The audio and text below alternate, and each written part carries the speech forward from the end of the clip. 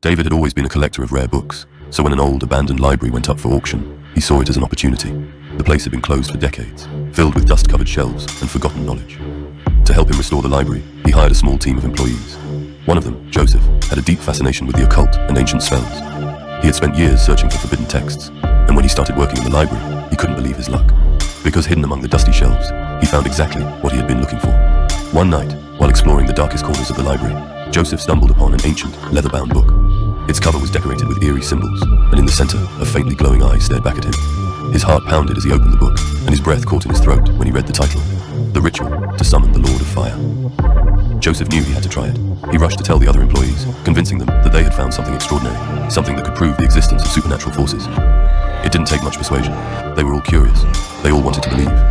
That night, after closing, Joseph and 3 other employees gathered in the library. They lit candles, followed the instructions, and read aloud the incantations from the book. But there was one thing they didn't know. The entity they were summoning was not just a jinn. It was the spirit of a murderer, a man who had burned hundreds of people alive before he died. His soul had never moved on, forever trapped in the inferno of his crimes. And now, they had set him free. The flames of the candles flickered violently.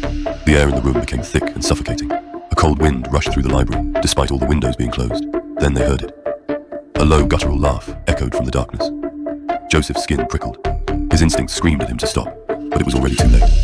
The jinn had arrived. The air turned unbearably hot. The first to scream was Michael, one of the employees. He looked down at his hands. His skin was catching fire.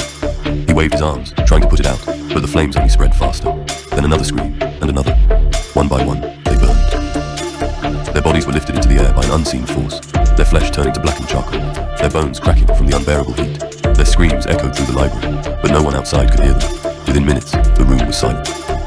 Only ash and scorched corpses remained. That night, David was at home when his phone rang. It was Joseph.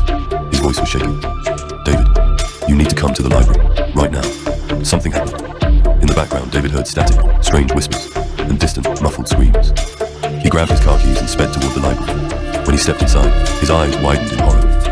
The walls were blackened, the furniture was reduced to ash. And in the center of the room, 4 burned bodies lay scattered across the floor. His heart pounded violently as he took a step forward. His breath was shallow, his hands trembled, and then he heard it. A strange, wet, crackling sound, a low breath behind him. Slowly, he turned around, and there it was, standing in the shadows, watching him.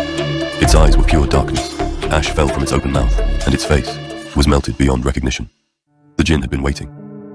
And now, it lifted its charred hands toward him. David barely had time to scream before he felt it, the unbearable heat consuming his skin.